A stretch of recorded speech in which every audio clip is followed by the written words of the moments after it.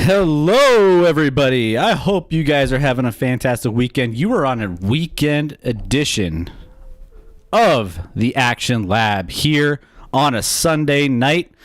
Scotty, how are we doing tonight? Can you hear me, Chris? Because I cannot hear you. I can hear you. I can hear you. I can't hear you at all. Weird. Let's see. Let me go through here. Because you could hear me earlier. So, I'm trying to figure out what the situation... Test. Yep, I could hear you. It sounds like you plugged in all right? Starting out strong on a Sunday.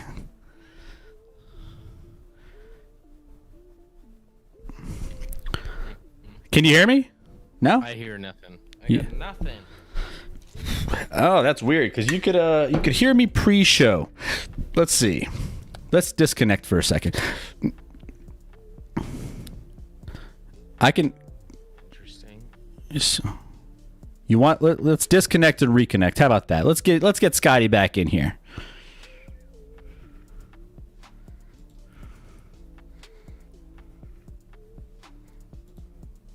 Scotty, can you hear me?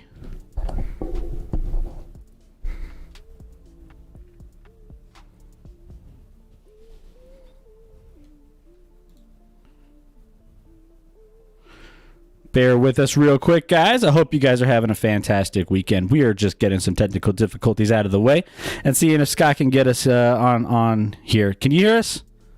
I can hear you. Yeah. I'm not even going to dive into what just happened. Let me guess. You were plugged into a weird spot. It's worse than that. Oh, my gosh. We've only been doing the show for 6 months. It's fine. So, a real story. This is the, if anyone, are we on right now? We are live in the Action Lab, Scotty. All right, I can't see your screen, so I'm like, are we on? Oh yeah. Oh, let me get you back sharing here. Sorry. No, you're good. Super embarrassing. I went upstairs to grab my iPad so I can have the this Gold Cup match with the U.S. that we're going to talk a little bit about. Starts in 30 minutes or so. Available to me, and I have a different set of headphones that goes with the iPad. Yeah. So when we started, I brought those headphones down. The same. Just I put those in. And I'm sitting here and I'm like, I can't hear you. I don't know what's going on. Anything. It doesn't sound like my mic's working. I just had the wrong headphones in. Scott, hey, we'll keep that between you, me, and whoever's watching in the world right now. The millions and millions. So, Scotty, we're on a Sunday edition, and you know what? I got a surprise for you, man. You don't even know this is happening, but we have we've been doing the show for 6 months, right? This was something that I was going to be thinking about doing as we got to 50 followers. We're not there yet. We're at 39. By the way, our follower goal is at the top of the screen here. We just need 2 followers tonight. Just 2. And that's going to make our night. So that's our goal for just getting through the stream tonight. So if you're here and you're watching, hit that follow button. It doesn't cost you anything. And you know, but I jumped the gun a little bit. As a 50 spot, if we were to get to 50, I wanted to get you something. Oh, boy. But we didn't get to 50, and I just got antsy. So as you can tell, I have a little something on right here. Oh, I didn't even... I'm the least observant person in the world. I got you Some Action Lab swag. a hoodie, a hat, and a shirt, my man. So we are going to be representing the Action Lab strong each and every week. You don't have to wear it every week. I mean, obviously, I'm just repping it for tonight, but we're going to be rocking, man. Dude, that's amazing. I had no idea that was real, guys. Like, I didn't know. I'm excited. I'm excited to rock that stuff. Yeah. The least observant person ever, or maybe I would have noticed that you were wearing it before. But oh, you fancy. Oh, you right. fancy. We're going big time now. Getting that going, and we got some swag now. We have some swag. We have some Action Lab to represent. We don't have this for sale or anything, guys, but if it's something that you keep seeing on the stream, maybe we go down that route. Who knows? But, you know, obviously, Scotty, I wanted to give you a big, 6 months. You know, we've been doing this a little bit, so had to get you some gear. So we got some gear coming your way. But I'm gonna try and avoid tears over here. well, you know, Emotional with it. this isn't just a ratchet show anymore. We got to step up our game. So I thought we needed to be official for the Action Lab. So yeah, man. Good. Yeah. So, there's more where that came from. Hopefully, as we keep growing, we're going to keep getting bigger and bigger. So we're just starting out small right now. Then we'll start putting it for sale. Maybe we'll have some competitions where some swag involved and stuff like that. 100%. That's something we will do for our Action Lab, followers, anyone who's just currently any of our lab rats right now following the show. We want to make sure that we have some contests and things where we can give away stuff like this and have a good time, getting you guys involved, whether that's through the chat, whether that's through anything else. So this is just the tip of the iceberg. And this is going to be great.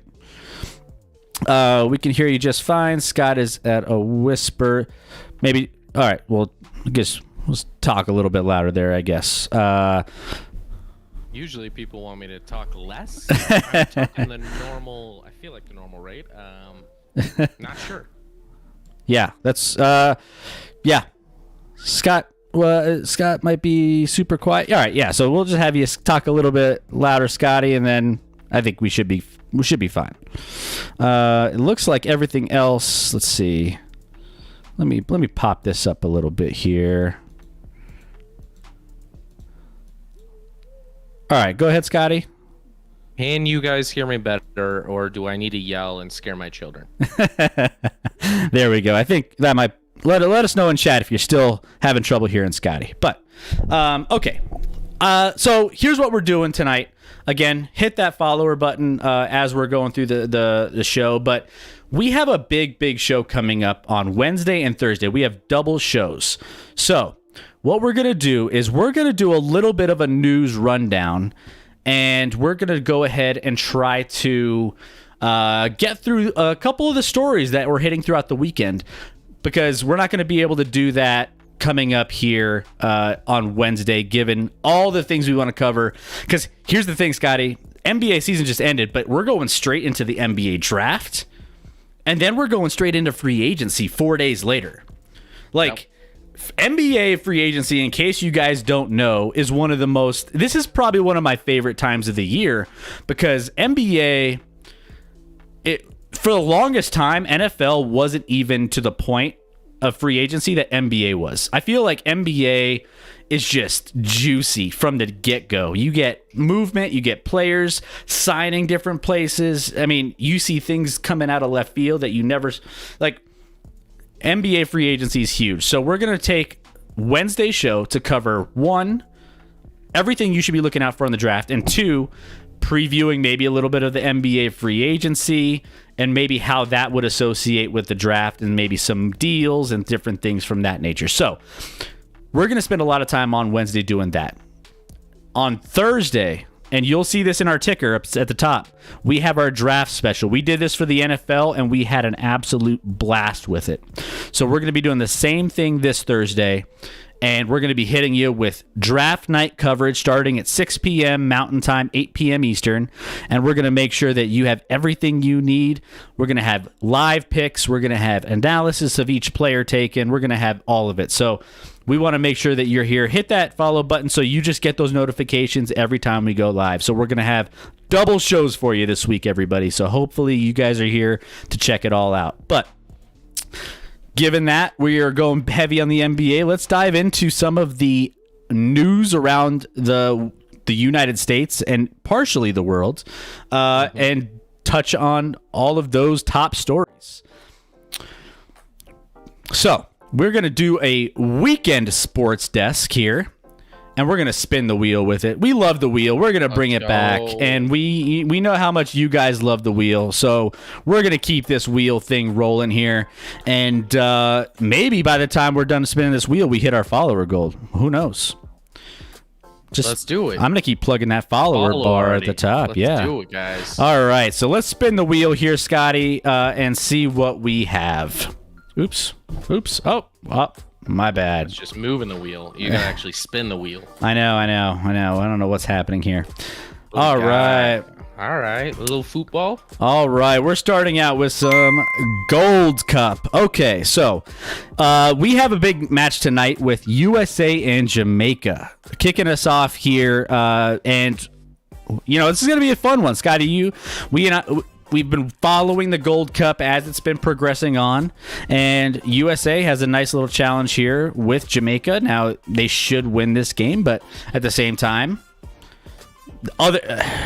you never know. You never know. This is a young USA team that is still, trying to get its feet under them and still do well at the international level. Scotty, what are you looking for in this one? And I believe this one's already off and running, if I'm not mistaken. Is it?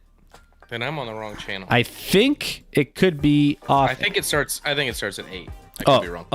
Maybe I was looking at a different time. Okay. Yep. Yeah, what are you looking to see in this matchup? Listen, the U.S. did what they needed to do in the group stage. They won all 3 games, went 3-0, but it wasn't exactly in dominant fashion. Outside of their second game against Martinique, who was greatly overmatched, their other 2 games, they won 1-0. Wasn't exactly dominating performances in either, and in fact, in the final game, probably got outplayed by Canada. Did get outplayed by Canada.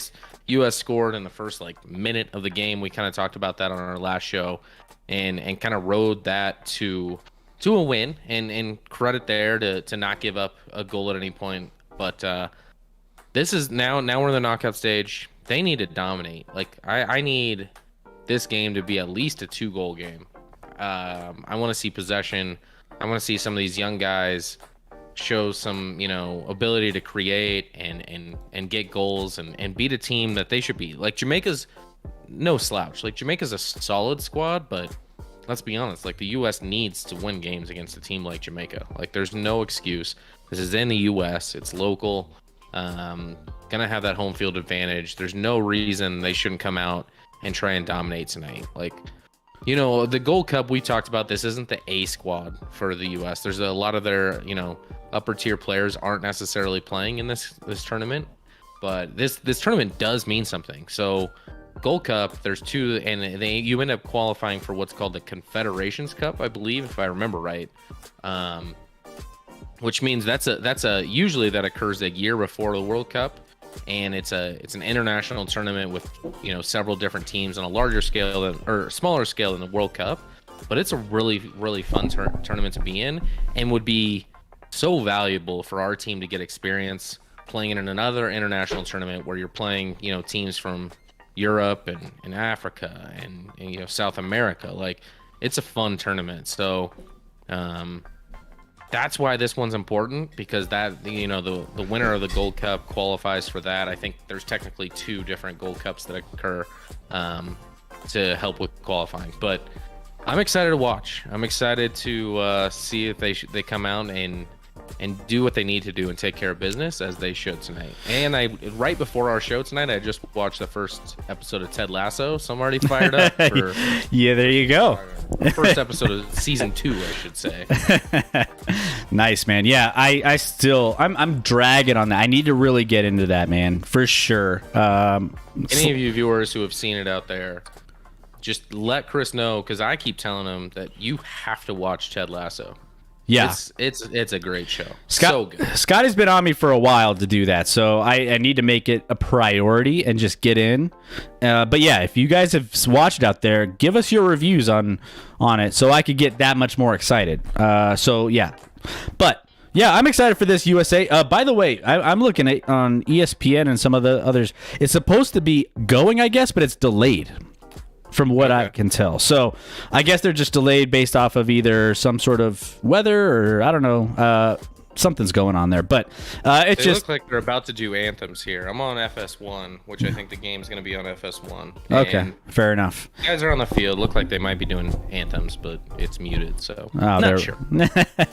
Well, it'll be kicking off here shortly. Now, Jamaica finished second in their Group C with 6 points to come out of that, and they're, again, 2 wins, 1 loss, no draws or anything else.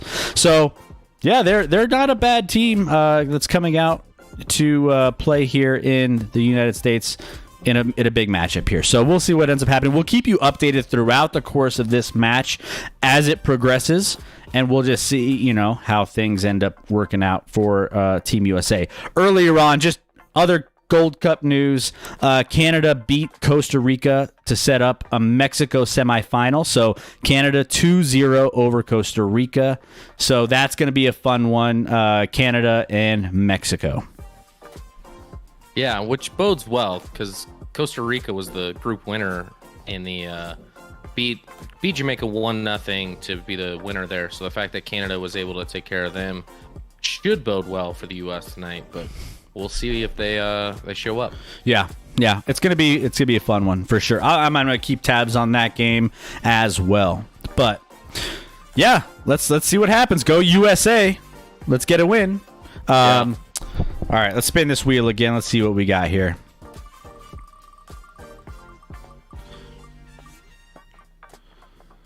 Oh, here we go. All right, so we are talking Team USA basketball. Now, Team USA basketball. We talked about this, Scotty. We talked about this leading up to the Olympics. And you know what? Playing some exhibition matches and games leading up to the Olympics, you got a team that's getting used to each other. You got a team that's starting to, just get an idea of what they got on the court. They're playing against international competition, and they're gonna be better. They're gonna be better as soon. We got 2 wake-up calls. Just these losses leading up to the Olympics are wake-up calls. We need to get our shit together. And what happens in Game 1 of the Olympics group stage for the NBA players that are in there for Team USA? They lay an egg against France. Now, France, again, is not a slouch. But weren't we supposed to learn our lesson in our exhibition matches, Scotty? Weren't we supposed to get this out of our system before the Olympics started? The Team USA men's basketball team end up coming out and losing to France in a fashion that is kind of concerning. Now, they're still the favorites, obviously, but this is not... Is that obvious? I don't know that that's obvious. This is not... This is starting to be concerning more and more as we are learning more about this team. Now, I never thought I would see this. Now, Team USA, by the way, a little tweet from Mr. Why am I scrapping on the name? Is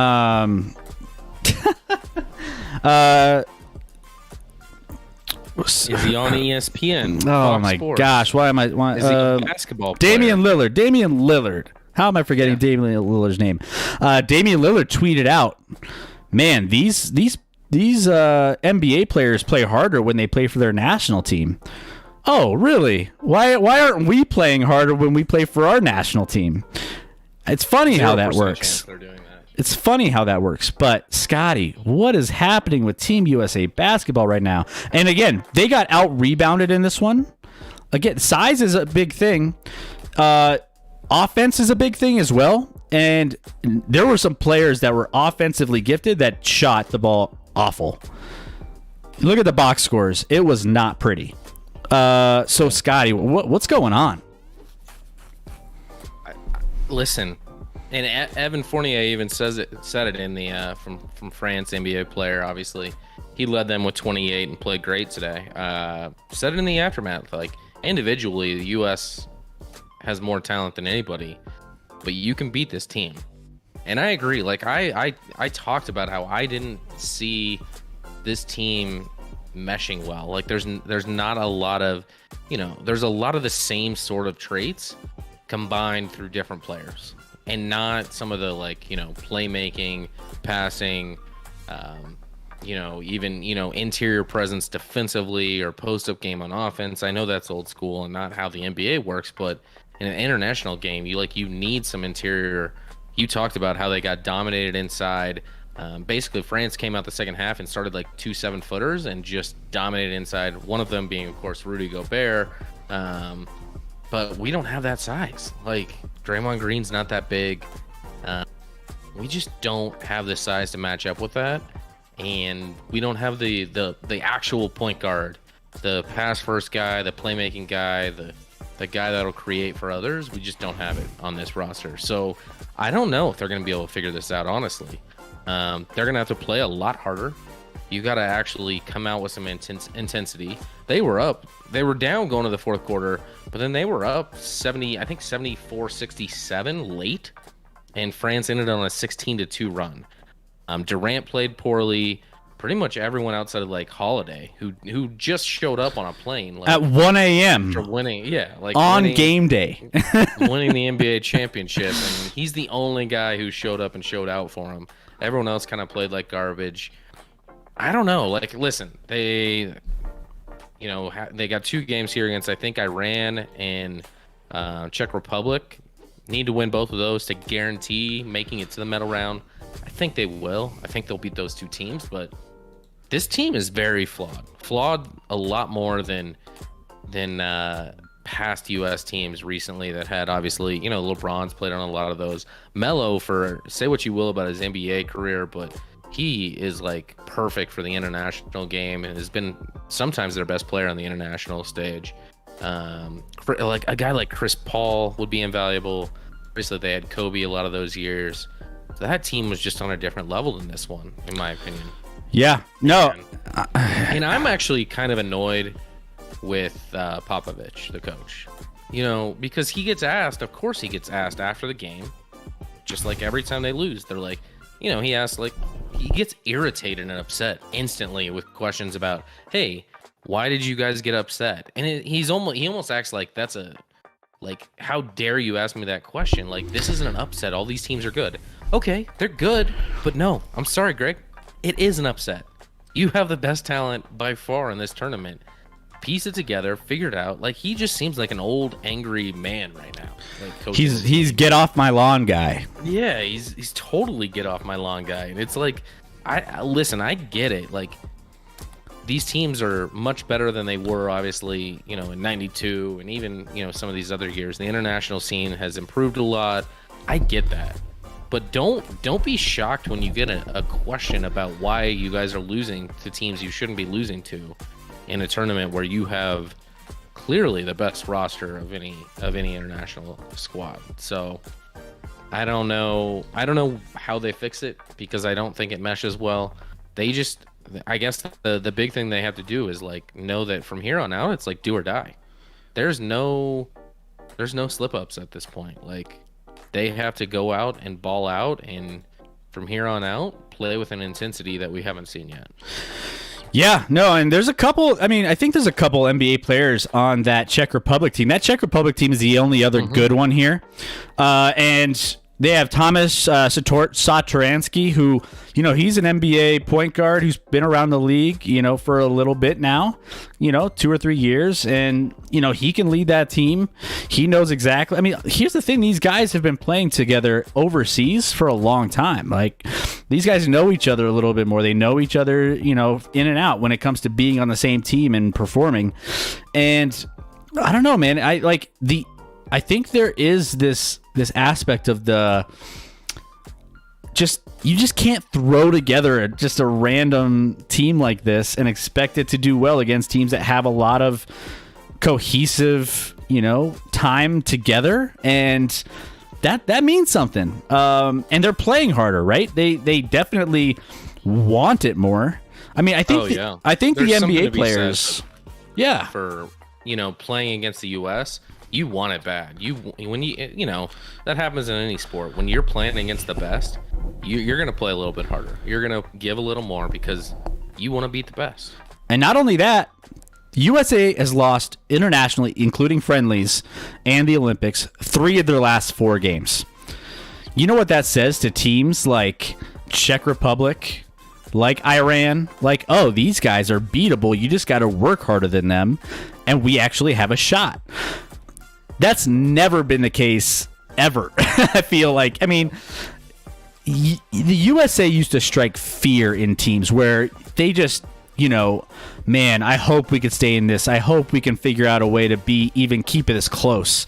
Now it's like, oh, this team beat them, France beat them, Australia beat them. Like, all these teams are just This feels like the Space Jam 2 of U.S. team. it's crazy, man. Like, I really hope right now USA's at the bottom. France and Czech Republic each won their first games. So this is a really weird situation. Unmarked territory for the Team USA to lose this like this.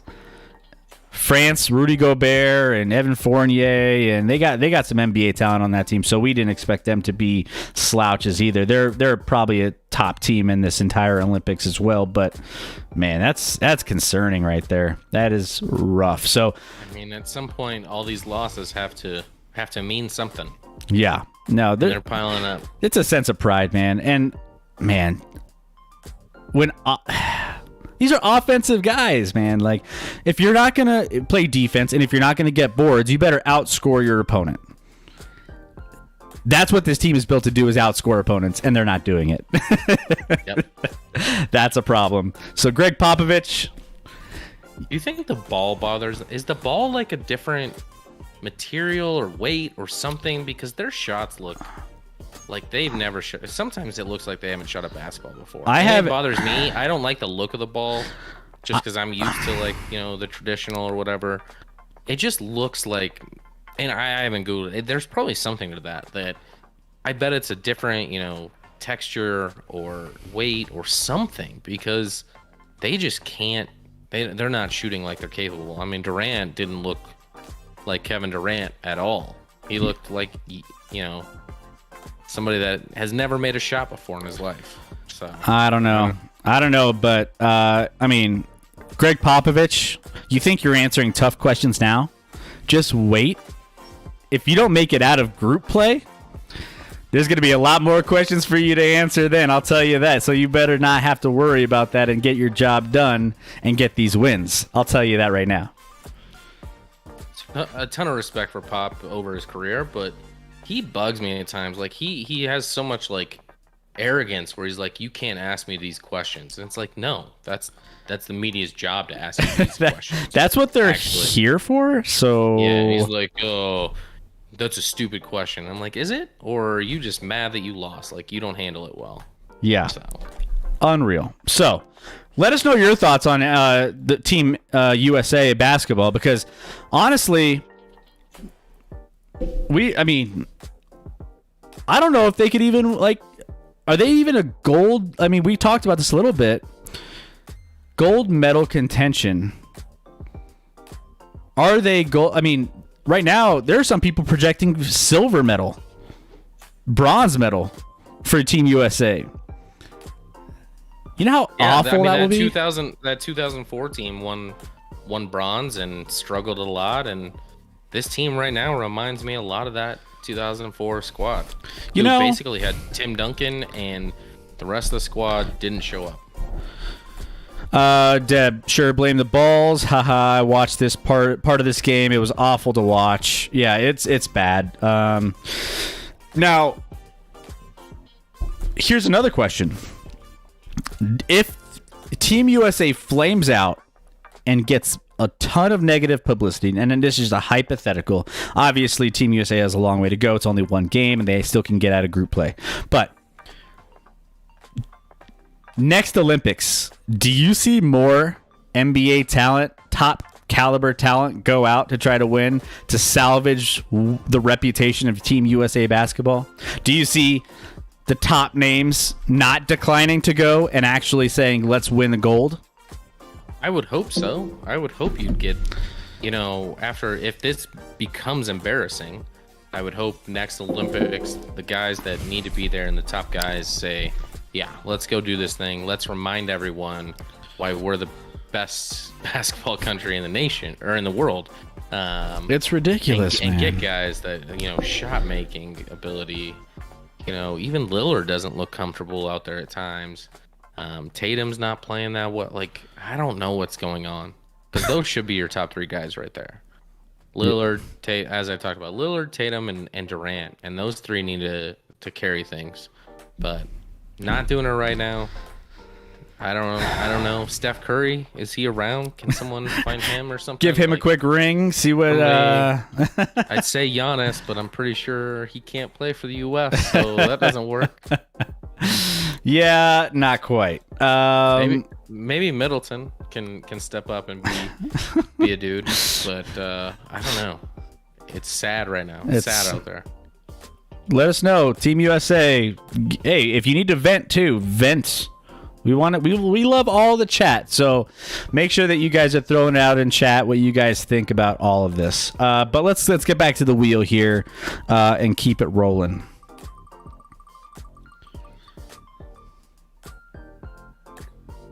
Ooh, this one's on the board. Oh, okay. What is that? This is the new minor league baseball team called the Congratulations. Golden Wings. Oh, no, wait, what is that? Scotty, what do you see there? I mean, I know what it is, but I don't understand it. There's so much I don't. I'll let you dive into this first, because there's so much. I might go on a rant on how little I understand about what just happened. Okay, so if you have been living under a rock, there has been some big news in the Major League Baseball landscape, and that had to do with the Cleveland Indians rebranding, and this has been going on for a little bit, and there was a lot of names out in the mix, right? They rebranded completely as the Cleveland Guardians. Now, the Cleveland Guardians are the newest franchise in Cleveland, now that they've changed away, because we've gone through a little transition here through, the Washington Redskins turning into the Washington football team temporarily. They could keep that. They could move on from it and get something different. There's a lot of high school and college mascots that are slowly dissipating because of, and rightfully so, there's a lot behind, there's a lot behind that, right? But I get why they're doing it. I just don't understand what the Guardians means and why they decided to go with the Guardians. Now, when I first saw this on Twitter and I looked at the logo, and I see the logo you guys see on your screen right now, I was like, that looks like a minor league baseball franchise, like, you know, like I have the green chili cheeseburgers up here on here. I mean, I have some weird mascot. I've seen some weird logos in minor league baseball. This is right down there with them.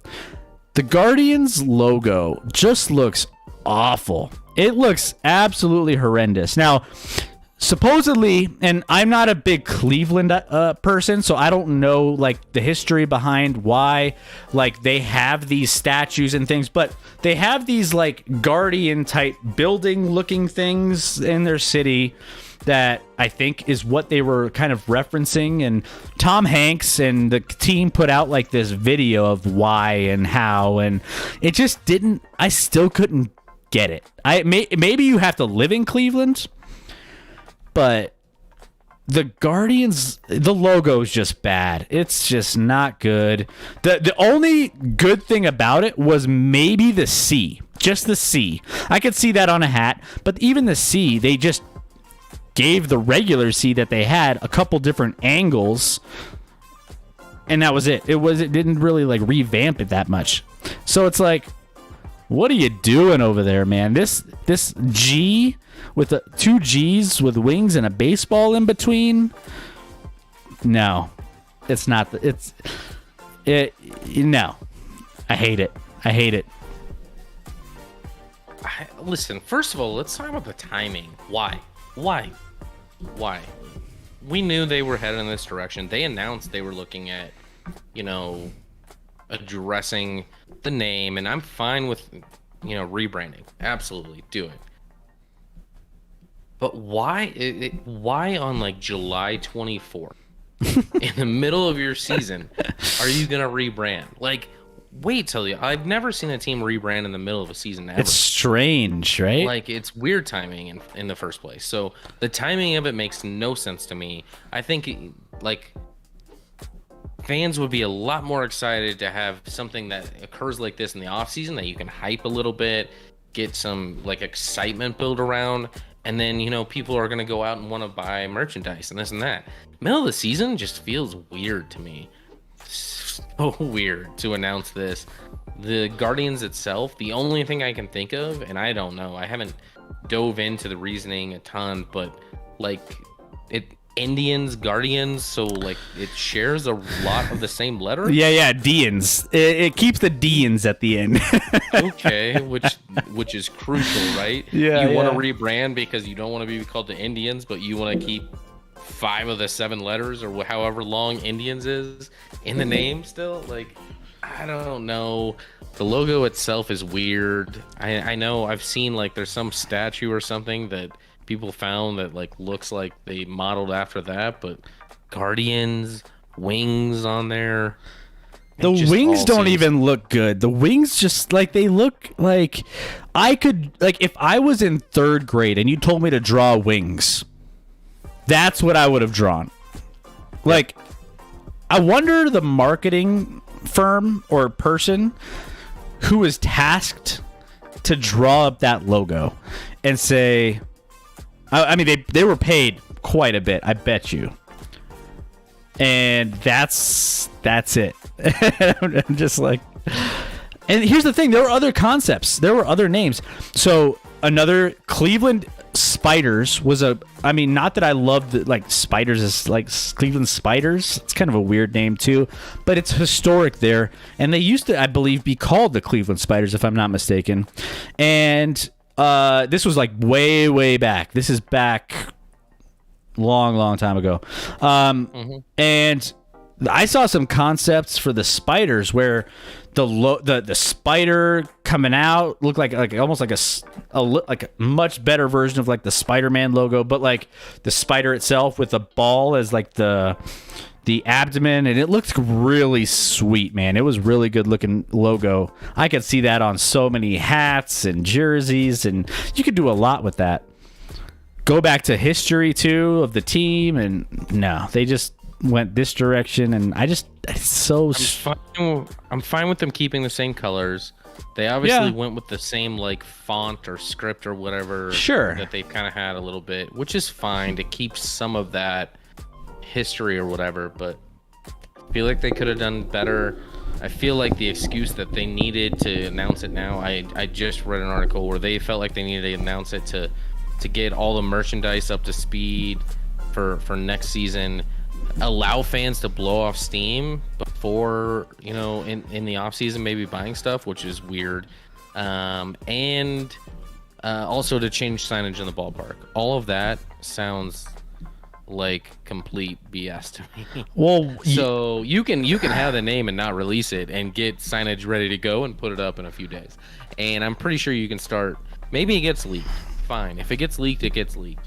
But this just seems like awful timing with an awful new name and uninspired logos and all around, it's Cleveland. Like, what can you do? just when you thought Cleveland couldn't get any worse, man. Their football team is named the Browns. I mean, it's just the weirdest. Like you said, man. Like you could, if you map this out right, you could do this right. Someone, whoever was pushing the go button on this, maybe you should reevaluate. Just saying. I don't know, man. Stop. Hit the stop button. I don't know. Anyways, hit the that was easy button. Yeah. And that was a mistake. There's a lot of people making a lot of money in positions, whether they're creating this brand new brand or pushing the go button on this new brand and executing, and none of it's right, at least for me. I don't know. Let us know in the chat what you guys think, and we would love to get your thoughts on what you guys think about the logo. Maybe you like it. I don't know. I was looking at Twitter, and there were some people that were all about it. They were like, this is the greatest thing ever. And I was like, sure, okay. I guess if you're in Cleveland, maybe this is a little bit different. It hits different. But outside of Cleveland, it's a little strange. So let us know in chat what you guys think about the Guardians. And I don't know. It just doesn't even sound like a baseball name. I don't know. The Guardians. Guardians of the Galaxy. Yeah, and even then they should have put Groot in there. You know, Groot would. Yeah. I mean, you throw Groot in this with a G, it fits. It does. And then he's like throwing a baseball or something. Yeah. Or better yet, Baby Groot. Baby Groot. Anything, absolutely anything different, but. Let's move on, Scotty, before I get a little bit more worked up on this. And let's spin the wheel again here. So we have a 50-50 shot. And anytime we get down to a 50-50 shot, I always love to ask which one it's going to land on. Because regardless of what you pick, Scotty, it's never going to land on the one you think it's going to pick. Yep. So I'm taking Texans here. Taking that Texans. Come on. One time. Oh, you finally got it, and it's undisputed here. So, Houston Texans. Now, so this story revolves around quarterback Deshaun Watson, which, in case you haven't noticed, he hasn't been playing football and hasn't really been involved football. He's been a little busy with some little litigations that he's been kind of pushing on through. Now, obviously he's dealing with a lot of legal cases, but football is still something, and until he's proven guilty of anything and things have come down and there's, whether it's legally or through the NFL, Roger Goodell making any decisions on what's going to happen with him throughout all of this, until that gets worked out, he's still able to participate and make money through football, which is fine. Obviously that's still given everything's up in the air, like that's still a thing. Once he's proven guilty, or if he's proven guilty, I should say, then that you take a course of action in that direction. He doesn't play football, he doesn't make money. If he's proven innocent, we've talked about this plenty of times on the show, so that's just where we're at with that. But he decided that he wanted to report to camp or to training and try to make some money. He doesn't want to miss out on his paychecks, right? So this was just announced today, through, I think, ESPN and a couple other outlets announced that he was going to be reporting, and he will be avoiding $50,000 fine. Daily fine. Yep. To report, which, I mean, $50,000 daily adds up quick for a guy who needs a lot of money to spend in lawyer fees. So, I mean, you know, I hope I never get to the point where I just decide not to show up to a place because and lose out on 50 grand that day. So I'm gonna show up if someone's gonna be like, if you show up today, I'll give you 50 grand. I'll show up. Yeah. He probably doesn't want. Yeah, I mean, listen, he doesn't want to be there. I'm actually shocked. Not shocked. I'm a little surprised that he's not on the commissioner's exempt list. So, obviously, Roger Goodell has the ability to put any player that's got a legal matter on the exempt list, which doesn't prevent him from getting paid, but doesn't allow him to be with the team as the legal proceedings kind of occur. There's details here that maybe I don't know. I'm a little surprised. Like, he's put people on there before that maybe in hindsight it wasn't warranted. So maybe he's slow playing this one. I'll say like Tyreek Hill a couple years ago where it looked really bad, but then when everything went down, it wasn't as it looked. And Tyreek shouldn't have been really on the exempt list at all in that scenario. Other times where he's fined and suspended guys that, obviously like Big Ben years ago got suspended with his old legal thing, which ended up not being prosecuted on that at all or charged at all with a crime. Whether you believe he did it or not is up to you. But he wasn't actually convicted of anything or charged with anything, didn't go to court over anything, and was still suspended. So I'm a little surprised that the league's just kind of sitting back and letting this play out like they are. Sure.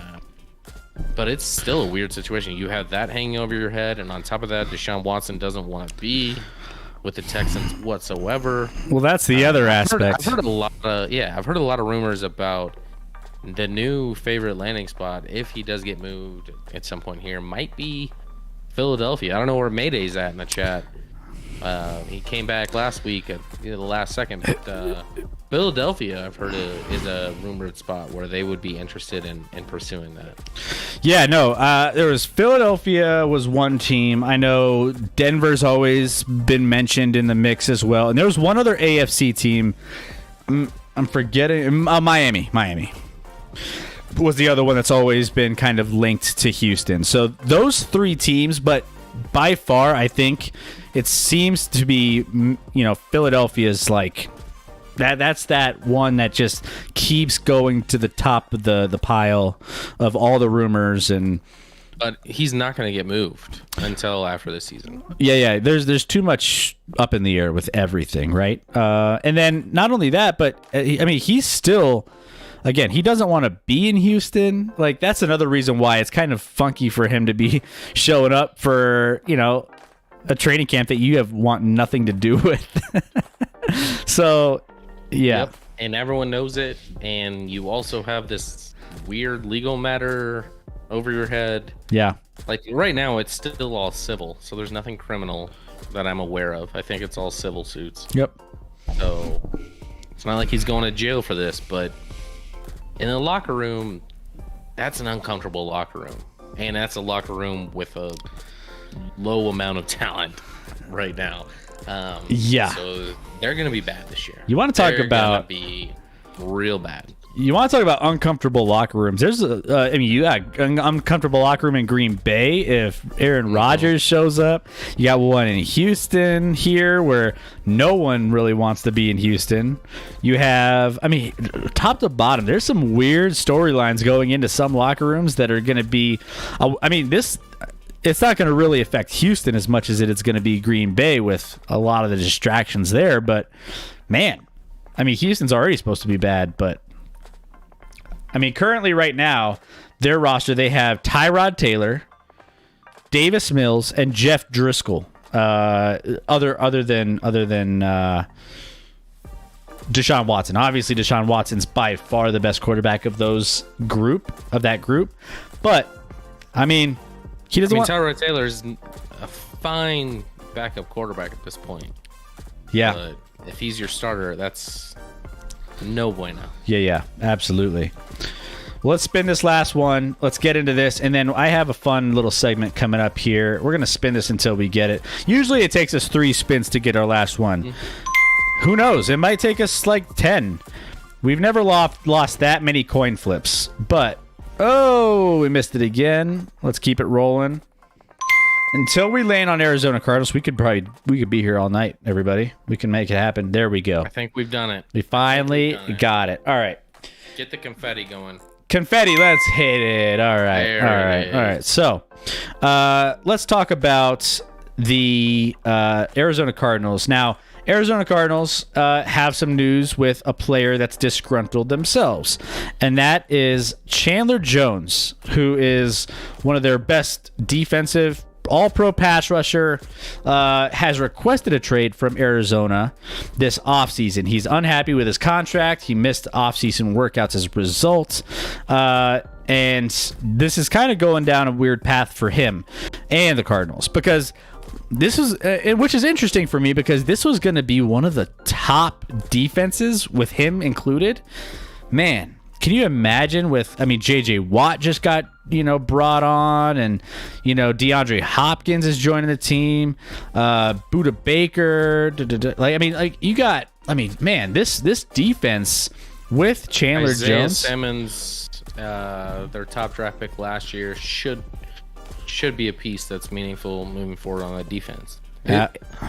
It's an up and coming team, no doubt. Yeah, No they're definitely building it through their defense, and Jones was going to be a big part of that, but it doesn't look like that anymore, because he has requested a trade, and it sounds like he just doesn't have anything good going when it comes to the negotiations of his contract. Jones is due $15.5 million in the final year of his deal. Emerges one of the game's best pass rushers while recording 49 sacks from his 2017 to 19 seasons.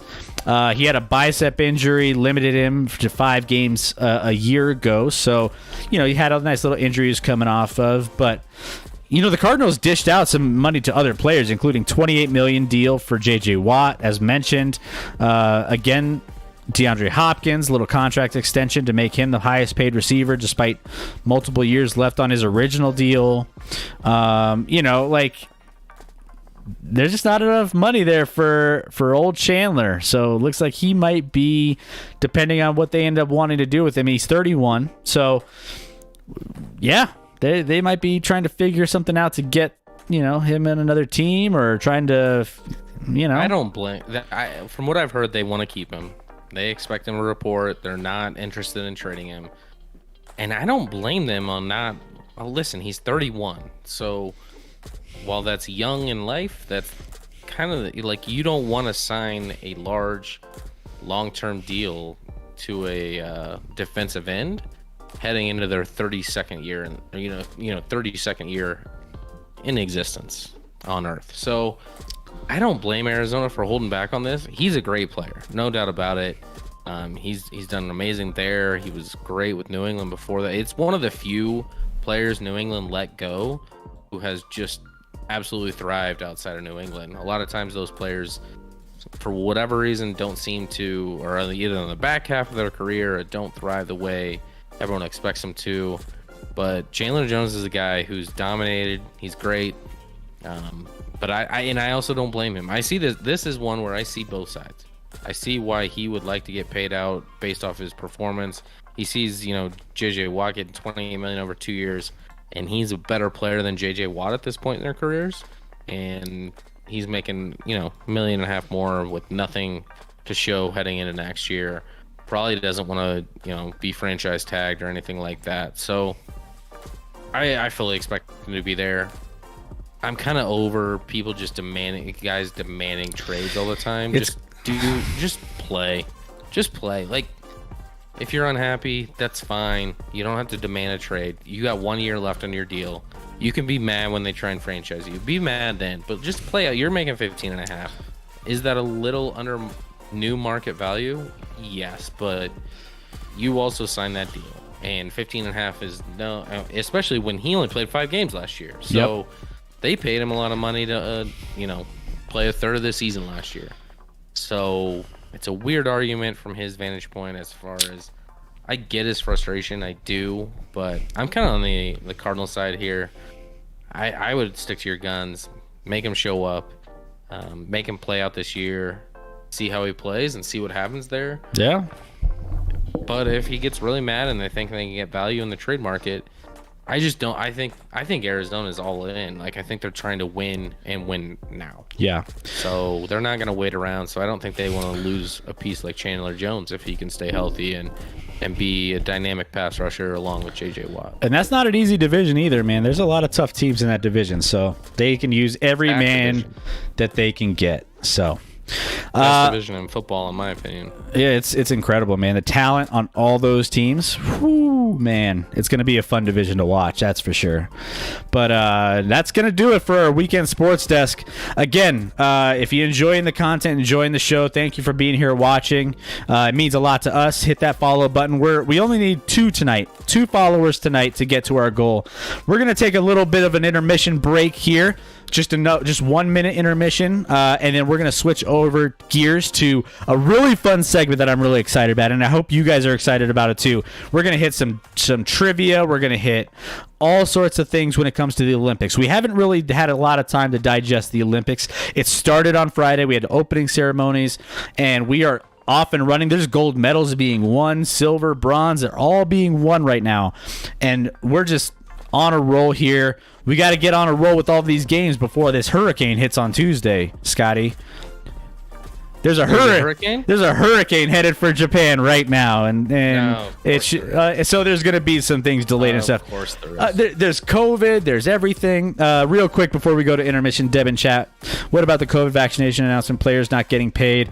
Ooh, yeah, we haven't talked about that. Let's talk about that here on the other side briefly before we get into that, and then we'll catch that comment here in a minute. So quick intermission. We'll be back in about a minute.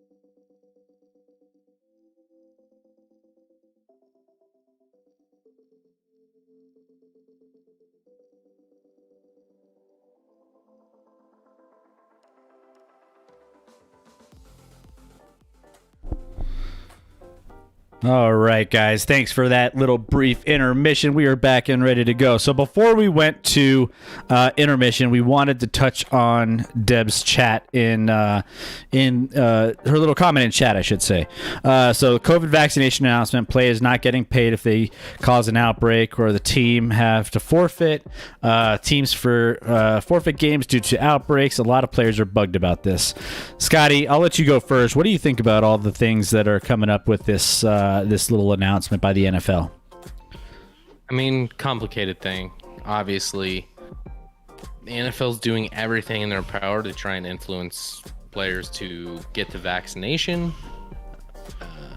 Obviously, there's some people out there that have different thoughts and feelings on this, and telling someone to, put something in their body that they listen. You can disagree with their reasoning on why, but at the same time, we live in America, right?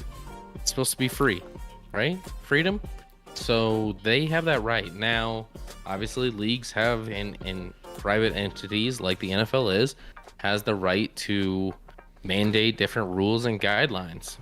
And you either live with those. Obviously, we saw 2 assistant coaches this week that have left. Yep. Dennison, who was a longtime Kubiak guy.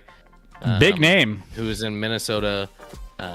He, is taking at least this year off, and then I believe an assistant coach for the Patriots as well. So, and it's been weird actually watching. I don't know if you've seen some of the Buffalo Bills players have kind of gone back and forth on Twitter with each other. So imagine, speaking of awkward locker rooms, obviously the biggest outspoken person as far as anti-vaccine and not wanting to get it is Buffalo Bills wide receiver. I'm drawing a blank on his name right now, and it's driving me insane. Their slot guy that came over from the Cowboys.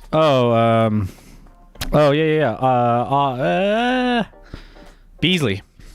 Cole Beasley. Yeah. So he's been all over the place, being super anti-vax. Right or wrong, I'm not going to get into it.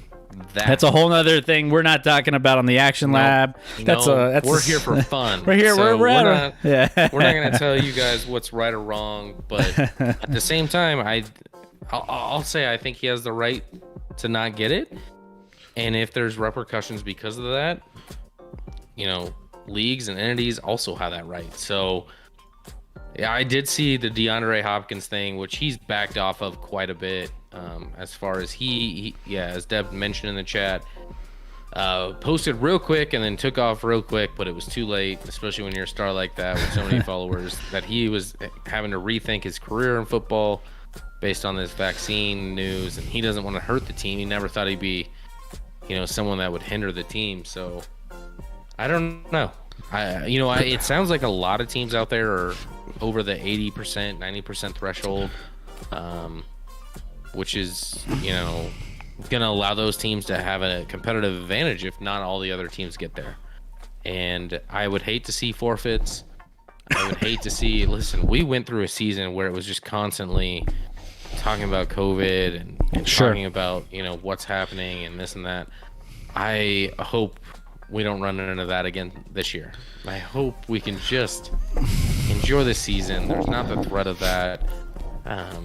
It sounds like there might be, though, because of all this, this variant is building up steam here in the U.S. But I'm just over it. I want football to happen. I want everything to be cool. But this is the topic. And I get it from the NFL standpoint, right? I get it from their standpoint because it was a shit show last year. Rescheduling games. We had games on Wednesdays and weird days.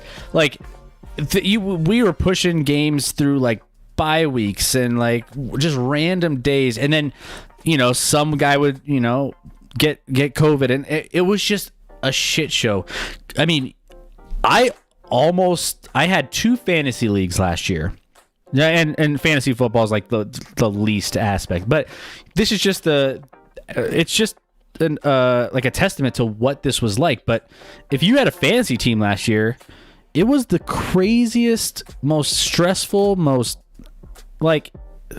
it was the worst thing ever, because And again, fantasy football is the least of our worries with all of this stuff, obviously. But it's just a testament of like this rescheduling and the everything, all the moving parts and the stress of having to like keep these games on. The NFL standpoint here is like we want to get things back to normal and we want to play on certain days, and that's it. If we can't get these games scheduled, then they're not going to be scheduled at all. We're not going to go through and try to please everybody. We're going to make sure we stick to our guns and make sure that we can control what we can control, and that's you guys just doing your thing on trying to stay away from COVID, right?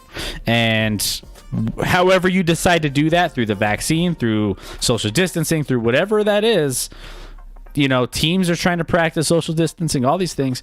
It's interesting, man. It's such a weird thing. But again, to your point, it's like you don't want to go out and say you have to get something in your body. It's a weird landscape. But I get it from the NFL. I see it from both sides, but why this rule doesn't fully make sense to me is because it's kind of becoming into fruition that even if you've been vaccinated, you can still get this, especially this new Delta variant or whatever it is. Even if you've been vaccinated, that's not going to eliminate you from getting this. So, but they're say, but it will help with your ability to cope with it. It'll help with the your symptoms. You won't have a severe case. Fine, great. But if anyone tests positive in the NFL, they're not going to be able to play regardless of their symptoms. So are players that don't get vaccinated really that much more likely to get it? And do you make a team forfeit if let's say it's a position group? Obviously the Broncos got hit at quarterback position last year, and you have someone that tests positive, and then the rest of that position group also tests positive, so they can't play that week. But they've all been vaccinated. Then what do you do if you're the NFL? Like, some of it just seems odd to me. Yeah. Like, I get why basically this seems like a threat. Like, get vaccinated because that's what we want you to do. But some of these players aren't going to do it. And I will say it's going to affect some of the like fringe roster guys. If you're a fringe roster guy in the NFL and you're not vaccinated, you're probably not making the squad.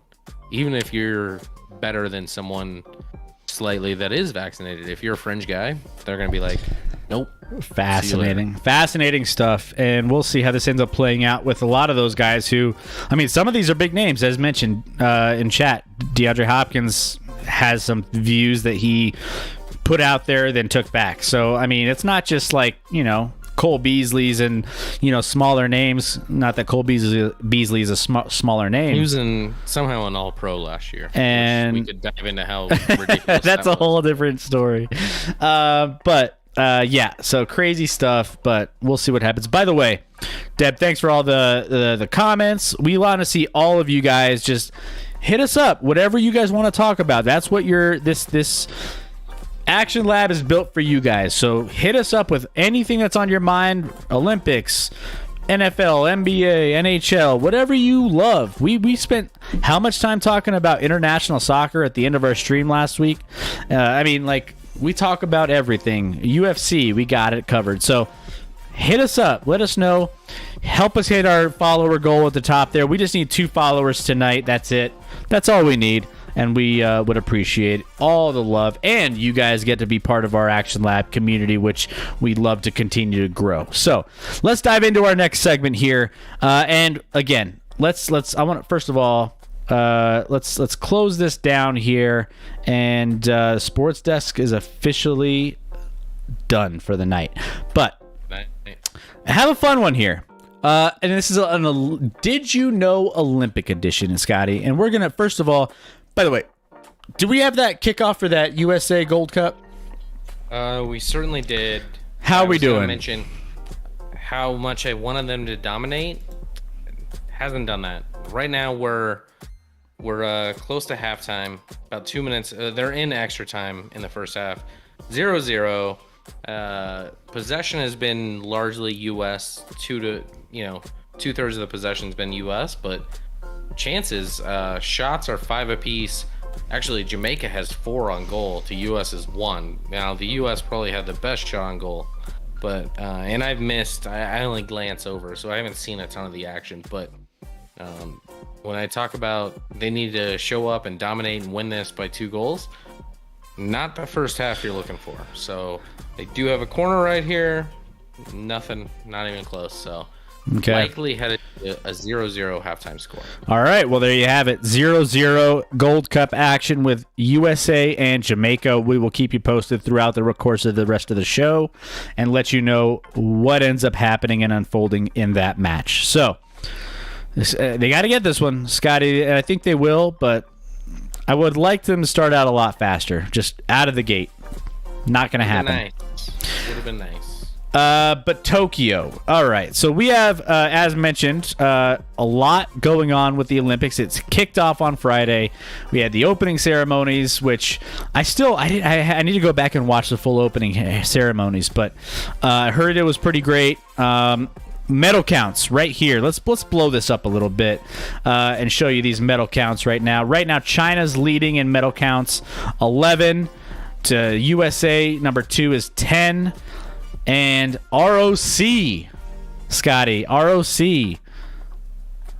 That's that. Is that China? that's China's in first. What is ROC?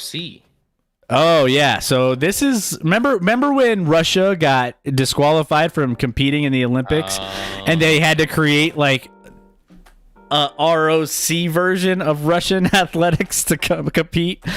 That's Russia, pretty much, in a nutshell.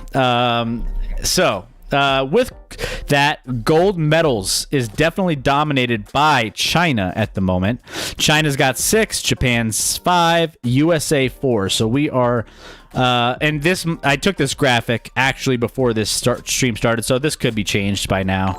But yeah, that's what we're looking at here. Ray, thanks for liking the stream and joining us on Facebook. Appreciate you, brother. Hope you enjoy, man. If you're here, Facebook, we're in Facebook, YouTube, and Twitch. So all of our family, we're spread out everywhere. So appreciate all the love. Yeah, silver dominated by the Rock Nation. And then bronze is China, USA, and Korea. So overall medals, USA hanging right in there with China coming in after that. But that's where we're at, Scotty. Any preliminary thoughts there? Very early. I don't even know. Some of these are not the biggest medals that are going to be out there. Yeah. U.S. When you talk about the U.S. squad, you think of 3 automatic medals with like women's soccer, men's basketball, and women's gymnastics. And all 3 have kind of choked so far. I know women's soccer did come back and get a dominating win against New Zealand the other day. I think it was yesterday. The night of whatever, 36 hours ago. But the U.S. gymnastics team, the women's gymnastics teams, has to be the biggest favorite in the history of favorites when it comes to any Olympic gold medal, and they actually qualified second as a team, which is fine. Like they'll likely be fine, but this isn't going to be the cakewalk maybe we thought it was. They can avoid mistakes, and they have Simone Biles, who's the greatest probably gymnast in the history of gymnasts on their squad. So I'm not worried about it, but it's not been a great hot start for the U.S., but some medals to show, and I think ultimately I'd be shocked if the U.S. doesn't lead the medal count at the end of this. Yeah. I mean, they're the favorites to lead the medal count, at least in all of the pre-Olympic betting. When it came to, FanDuel, DraftKings, all of them had USA as the top. Devin Chat, Ledecky just won silver for 400, the 400 meter. So there you have it. Swimmer. There we Katie go. Ledecky. There we go.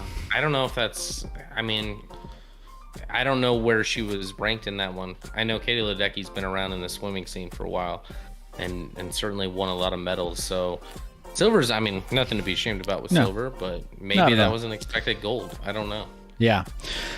So that brings us, again, Scotty, we're in a place where a lot of people tune into the Olympics for like the major sports, right? The major big things, right? You have the gymnastics, the swimming, the basketball, the soccer, but you have some that, some things that kind of get lost in the translation when you're just watching.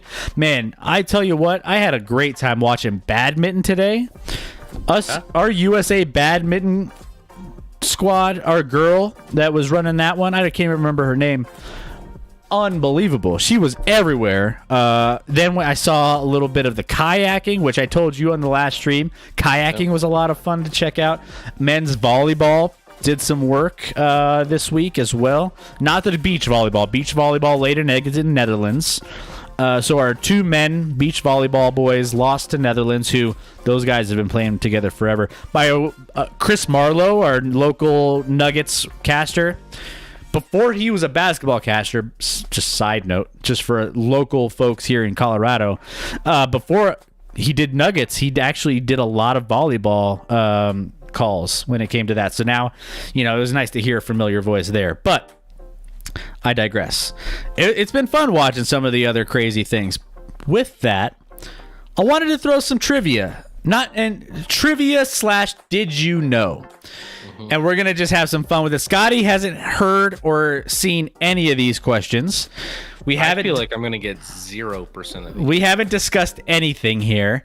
And I'm going to throw maybe this might be a easy one just to get us started out here. But don't say that when I miss it. Hey, you know what? This is for everybody out there who, again, doesn't follow the Olympics necessarily, but just wants to learn a little bit of something new. We're here for educational purposes too. I've got Google ready. So. By the way, no Google. I'll let you. We'll see. Maybe I'll let you Google a couple of these, and I want chat to join in on this. I want chat. If you know the answers to some of these, I want you to go ahead and throw it out there. So, easy one off the bat.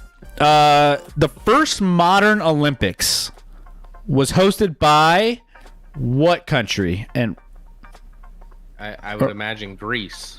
Athens, Greece. See, Scotty? Yeah. You are on point. See, that was a gimme. I did get one. See, I knew. From here on out, I don't even care. I got one. Even when I said that, though, I'm like, am I wrong? Am I because the word what did you use? The first modern Olympics. Modern. So I was like, what does modern mean? I don't know. Yeah, no, that one. You got it right. Well, hey, see, you're off to a great start here. All right, so true or false? Gold, silver, and bronze medals were not awarded until 1904. That's true. That is true. Yes. That is very true. During the ancient Olympics, the winners were awarded with an olive wreath. Did you know that? I remember. I mean, I feel like I've seen images, and sometimes they do the in the logo, right? Or like some of the swimmers. I feel like I've seen swimmers like Michael Phelps with some sort of a wreath on, along with a medal or something. Maybe that's a tribute or something. I don't know, but yeah, no, that makes sense. Hey, a wreath might be better actually. I mean, you don't have to pay taxes on a wreath. Maybe you do. I don't know. Our government probably. All right. How many times? And again, chat. If you want to take your guesses on these, throw them in the chat. I want to see your guesses. How many times has the United States hosted the Summer Olympics? Okay. We got Atlanta. Yep. We got LA back in '84. Nice. That's about as far back as I go of knowledge for sure. I feel like they've had to host a couple more, so I'm gonna say 4. You are on point with 4. Oh, So twice. Oh, I'm on fire. Twice in Los Angeles, 1932, 1984, St. Louis in 1904. Ugh. Gross. in Atlanta in 1996. So you nailed it, Scotty, man. You got your... That was a really strong, educated guess right there. Oh, man, you are on point with these. All right, so let's see. What year, and you're a golf guy, what year did golf start and make its debut in the Summer Olympics? See, I don't think golf's been around that long. I think it's like recent. Okay. 2000? No, not 2000. Anyone else? Any other guesses out there in the chat? If you have a guess, when did golf debut? It sounds like by your response, I wasn't even close, was I? No, you were close. You were one I was? Olympics off. Ooh. Quick answer before I tell you in the chat. 2016 was when golf. No, I said 2000 even, so I did say. I thought you said. Though. Oh yeah. Maybe my bad. I thought you said 2020. I was looking at 2020. Maybe I heard 2020. Anyways, I knew it was recent. 2016 was when it debuted. Now, baseball, softball, karate, skateboarding, sport climbing, all will be debuting 2020 this year. So coming back, like baseball and softball used to be a part of it, yep. and last Olympics weren't. But now they're back again, which makes sense. It was ridiculous that they weren't a part of it. So if you're gonna have sport climbing, and I don't even know what that is, you might as well have baseball and softball. Yeah, no, it's changing, man. We got skateboarding for sure. I've been checking out some of the skateboarding. I don't know if you saw that. There was a couple skateboarders.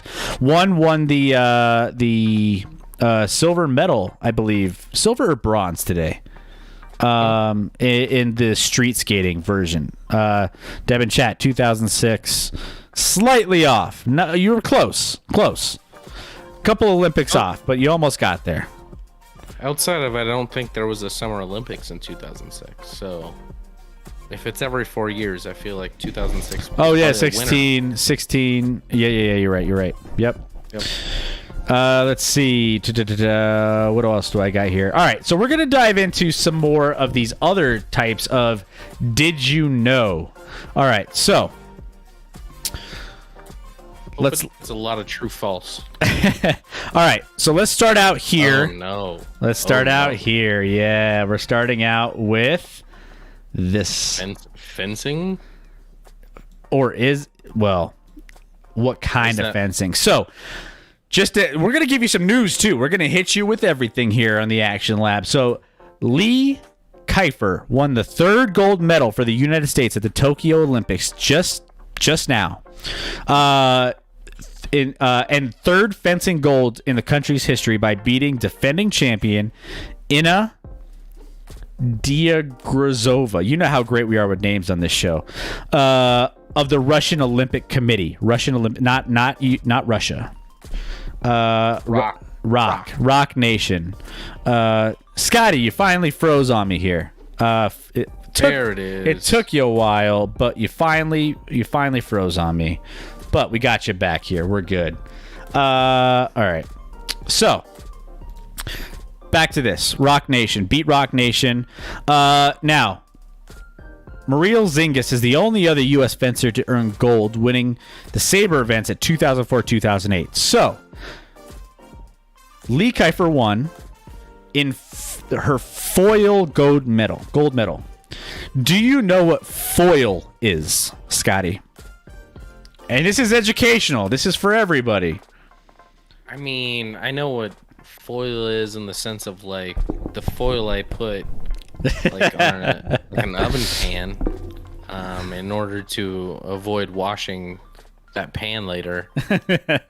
That foil, is this strictly with fencing or is it in other sports in the Olympics as well? It is with fencing. No, I have no idea. And if you would, you wouldn't even have a stab at it. Foil. Is that like you're using a different type of like sword? You're getting Type there. thing? You're getting there. Okay, you're closing in.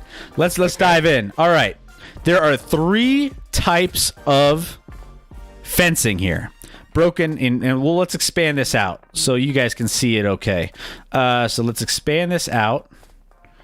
And I can't see it, so Yeah, so I'm gonna read share this your out to screen you. if you could. So there's 3 types of foil, 3 types of fencing, and that's epi, foil, and saber. Now, with this comes different aspects of how they're played. So, the epi has a stiff triangular blade and a large guard to protect the hand. Points can only be scored with the tip. Foil. Foil is a modern version of the court sword with a flexible blade. Touches are scored with the tip on torso only. So here, let me blow this up a little bit more. So we're gonna cover us up a little bit. Well, I can't see it. Can you? Oh yeah, share yeah. your Oh, sorry.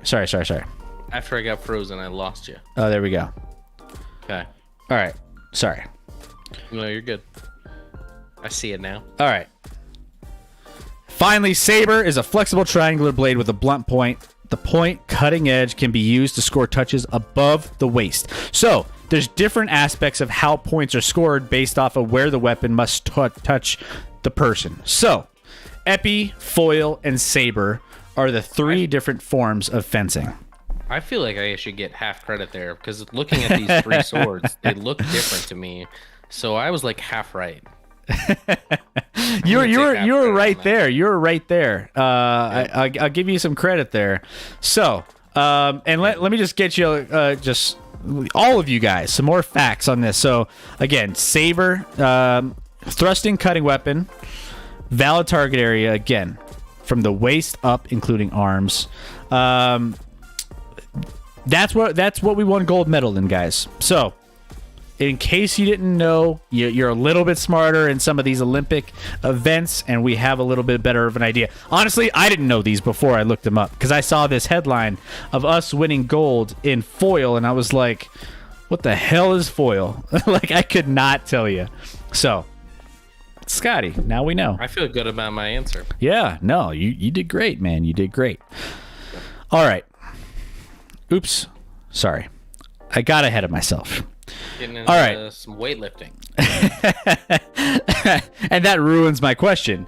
Do you know? Oh, no. Do you know? Well, the original question is: do you know what flamingo stance is, and in what Olympic sport was it used? Before I flash that up there, what would you have said? Sorry, ask the question one more time.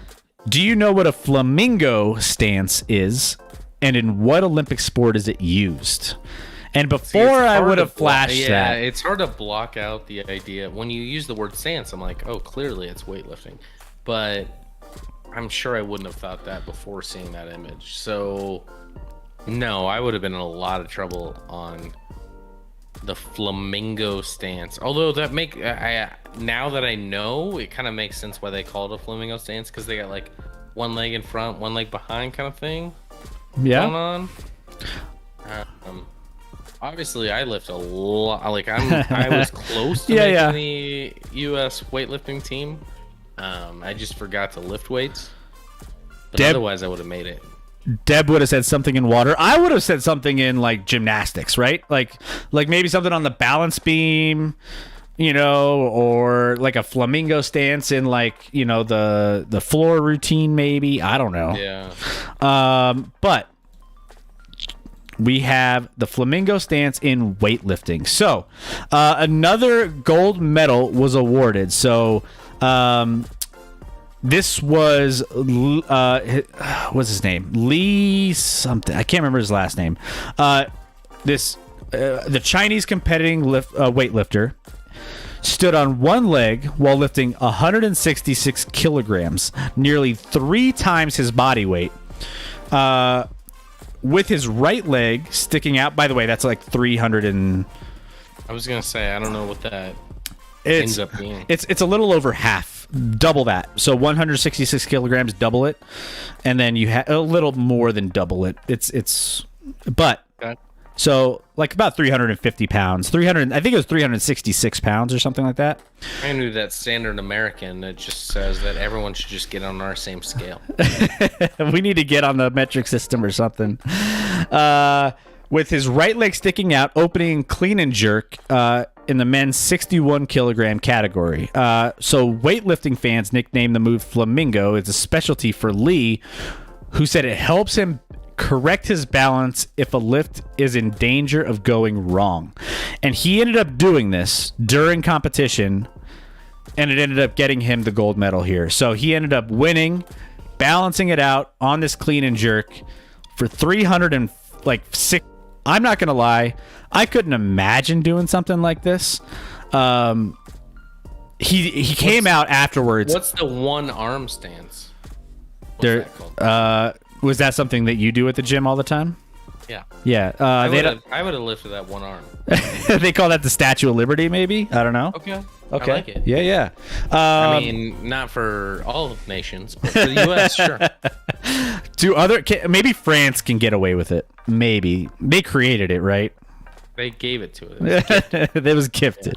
But this guy here just crushed in this event. Now he came out afterwards and was like, "Hey, by the way, don't do this at home. It's not recommended. It's just like something." Because can you imagine? Heartbreaking. I was so close to doing it. Can you imagine your leg just kind of bending the wrong direction with that much weight above your head?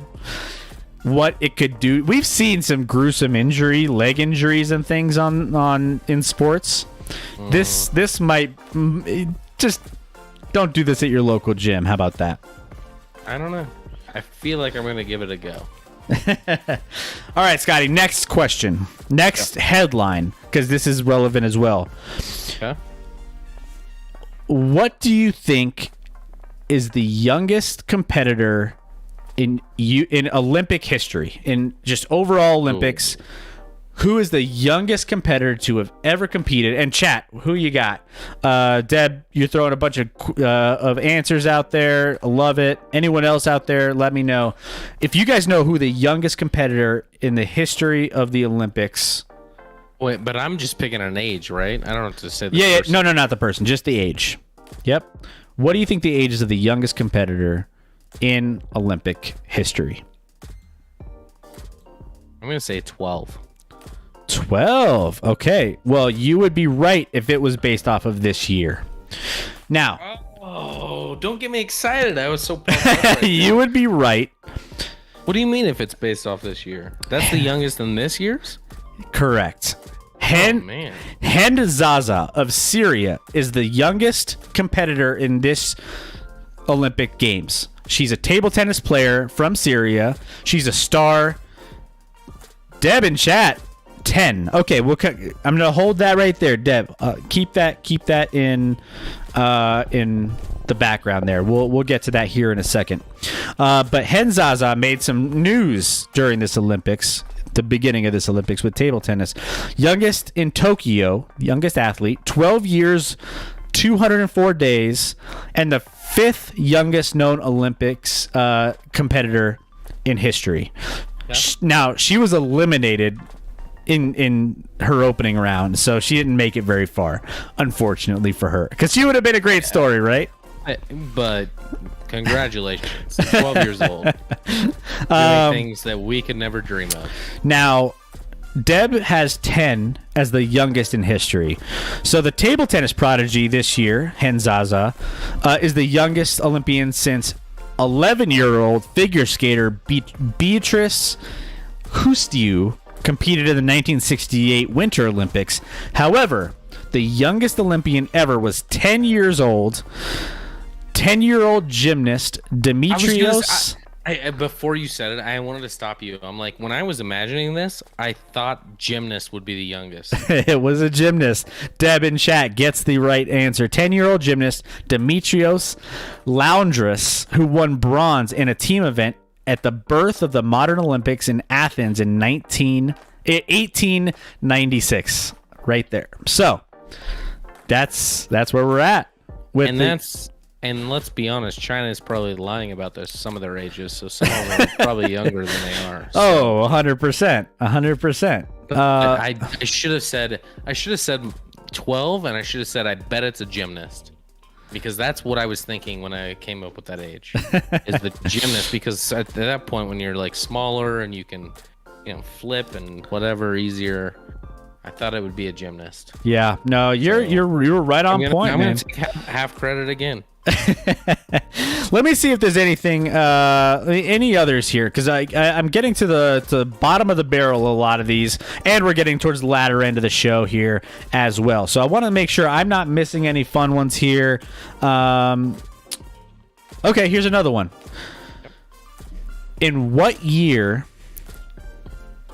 By the way, Devin chat, 4x100 men's U.S. relay took gold just now.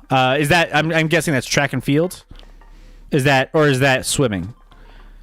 Yeah, I don't know if they've started. Usually track and field Is towards the end. Maybe that's swimming. It's got to be swimming. Nice. So U.S. gets a gold. Love it. Add to the count. Let's go. I loved when I turned on my YouTube TV like a couple days ago, and they were literally like, hey, they prompted me like, what sports are you interested in this? And they listed like every sport and which ones I wanted to record. So I just got to pick and choose which sports I was going to record and watch later, because obviously timing wise it's not great. No, that's what's rough about the Olympics. Like, I feel like I get notifications before I even hear what's going on in the Olympics, like watching it live, at least for us, right? Yep. But all right, let's see. You had one. Yeah, I did. I interrupted. Oh, here we go. All right. In what year did the Winter Olympics begin competitive play? The first Winter Olympics began in what year? 1888. 1888. Anyone in chat want to know what? Any guesses on when the first Winter Olympics? By me just skimming over your answer, you can tell you're a little bit further off here. Yep. Throw it out there in chat. You got 10 seconds. 9, 8. I know it now. I wasn't 7, that far out. I was 6, like 40 years off. 5, 4, and considering it's every 4 years. 36 years off. 1988. No, a little bit later. 1924 is the correct answer. Winter Olympics began in 1924. So, that's, little, it's still old, maybe not as old as the original Olympics in the 1800s, but late 1800s. I mean, listen, I feel that one I got wrong, but it could have been a lot worse, I suppose. So, I wanted to say early 1900s, but I backed off. All right, I got another one. That metal thing. Yeah, I got another one here for you. Okay. All right, over under. We're gonna do a little over under here. My specialty. The Olympics have been hosted by, and we're gonna set this over or under 21 different countries since 1896. Over or under 21 countries. This is summer and winter, correct? The Olympics have actually it doesn't specify. I think it's all overall Olympics. Yep. Countries. Yep. Over under 21. So it sounds like you said an over under and it's either 20 or 22. Could be. I could have thrown you off with that number. 21 countries. Throw it in chat. Wait, over under 21 countries or 21 sites? 21 different countries since 1896. Over under 21 countries.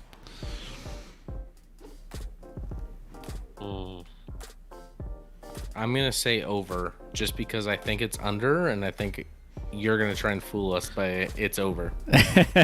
Anyone else in chat? Over under 21 countries that have been hosted since 1896. Over. Deb has the over as well. It is under. It is under. I thought I was being tricked. The Olympics have been hosted by 19 different countries since 1896. So it's not a lot, right? I mean, you figure you got to have some qualifications, right, to be a host, and that's be an established country. Make sure you can afford to host the Olympics. Make sure there's a lot of protocols that go into hosting the Olympics, right? So, I mean, that really limits how many countries can actually take it on, and it's only been 19. So, there you have it. I'm gonna give myself half credit again because I thought I was under, but I thought you were tricking me. I'm gonna give myself full credit for being able to get you guessing on that one and not understanding my schemes. You know what I'm saying? Like, yeah. I thought you were scheming that it was. You're like, oh, you'd be so surprised it's this many countries. That's what I thought you were going with. All right, all right, let's do one last one, and then we'll kind of wrap things up here. Yep. True or false? Yes. Yeah, 50-50 here. Chat, I hope you're ready. True or false? Figure skating started out as a Summer Olympics sport. It's a weird thing to pose. Like, if that wasn't the case, why would you even bring it up? Or I could be using my master manipulation. I'm gonna say true. True? What do you guys think in chat? What do you guys got? Deb says true as well. Deb's got true. I'm telling you, Deb's all over the Olympics. She's been talking about it quite a bit leading up to it. Man, she's all about it. Love it. The answer is true. Figure skating started out as a Summer Olympic sport originally. So makes sense. I wonder how they did the ice thing. They must early on, they didn't have the arenas, I don't think, that they have now, right? They probably had air conditioning for some of those indoor events. So. Well, hey, you know what? I wanted to get out there and have some fun with some, fun trivia. Maybe you guys learned something you might not have known. We haven't really, been able to get our teeth sunk into the Olympics. It just started on Friday, so, we're only 2.5 days in here. Obviously, well, there was some that started out early on. Wednesday, Thursday. Yeah, Wednesday, Thursday. So we're no medals. No medals. Nope. And so, yeah, we're getting into the thick of it here coming up this week. So can't wait to see what ends up coming through. Deb and Chad, I love the Olympics. Yeah, no, it's a fun time, especially this year. It's after getting back from COVID. There's still some challenges. By the way, if you don't know, there's a hurricane headed towards Japan right now that is going to affect probably some of the water sports and some of the scheduling for some of the sports. So I guess there's a tropical storm heading there. Tropical storm right now. Let's not call it a hurricane. Okay, tropical storm. A little excited. Yeah. I mean, if there's anything that's going to we already have some derailing things happening here in the Tokyo Olympics with the COVID stuff, but you know what? They've been able to make it happen so far pretty seamlessly up until this point. So, can't really you got to give them a lot of props. So if they could battle through this little tropical storm coming up here, that'll be even bigger for them. So, now I think they should just play through it. If you're the world's greatest, get it done. Yeah. Regardless of sport, get it done. There's medals to be won. By the way, who knows who we're gonna have join in on our last 5 minutes of the show. Every time we wrap up the show, 10 people pop in. I better not see. If I see Mayday's name pop in on this last part of our stream, I'm gonna lose it. I'm out, Mayday. Sorry. We do these extended streams only for you once. All right, maybe once or twice. Who knows? But everybody who's here, don't go yet. I have a quick announcement, and that has to do. You probably have heard this announcement throughout the stream, but we have a big week ahead. Wednesday, we have a huge NBA draft pre-special, and Thursday we have our NBA draft full live breakdown special. We're going to be covering each and every pick live here on the Action Lab. There's no other place that you could find on Twitch, on YouTube, or on Facebook Live that's going to have better coverage than what we have for you right here on the Action Lab. So we want to make sure you're up to date on everything. So hit us up on a Wednesday. This Wednesday coming up, so we're going to get you all squared away with who's who. So you're going into the next day with us, watching each and every pick for your favorite teams come off the board and have a good time. I have a couple Zags in the mix. Is there any Jayhawks coming off the board early? I think they might be maybe towards later on. No, nothing. I don't think not even drafted. Everyone who put their name in the hat initially pulled out, so no, I don't think a Jayhawk will be drafted this year, which is weird. That's super weird. Doesn't happen often. Yeah. No, it's kind of strange. So, but yeah, we're going to be covering each and every bit of it. Plus, we have a lot of NBA free agency is one of my favorite things. It's one of the most action-packed off seasons of any sport. And there's so much that's going to be happening with NBA off season. We're going to cover that and all the NBA draft stuff Wednesday and Thursday back to back. We only do these specials once in a while, so you know when we do these big, Scotty, that we go all in, and we're gonna have absolutely. We have the ticker. We're gonna have. We have our draft soundbite. We're gonna be throwing out there too. We're gonna be hitting every single one of these and having some fun with it. So we want to make sure you're here. If you're here, hit that follow button so you know exactly when we're going live. We need a couple followers still to hit our goal tonight. Just 2. Only 2. We haven't hit 1. If we just get 1, I'll be happy with 1. 50% isn't bad. Our goal is 2. We have a couple minutes here before the show ends to help us get to that goal. Don't make us cry for it. Don't make us beg for it. We don't want to beg. But we will beg if we need to. But can't wait to see you guys here this week. We have a lot to prep for, Scotty, but we're going to get there. We're going to have some fun. We're going to break down all of it, and we can't wait to see you guys in here as well. I want to give a big shout out to Deb in chat for keeping us company all night. Ella Cola, thank you again. She loves the merch. We have some merch. Again, we might have some giveaways coming up. We got the Action Lab t-shirt. We got hoodies. We got the hats right here with the Action Lab all stamped on it. It's going to be... We might have some giveaways during the draft. Who knows? Who knows what we got? You won't know unless you're here live. So, appreciate it. Tell all the people that you know who are into NBA to be a part of it. Ray, thanks for liking us in Facebook chat. Means a lot. Dark Sage, thank you for popping in last stream. And then JC7, Yo-Yo, Marie, all you guys. Thank you guys for being followers and lab rats to the end. Appreciate all of you guys. Can't wait to see you guys back here on Wednesday, and we hope you have a great rest of your start to your week and a great rest of your weekend. Scotty, anything else you want to leave anybody with?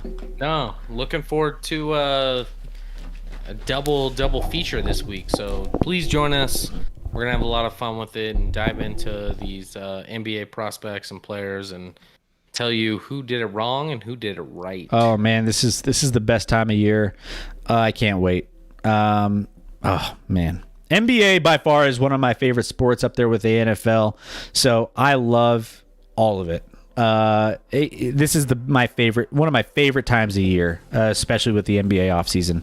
So can't wait to share it all with you guys. See you guys here on Wednesday. Have a great week.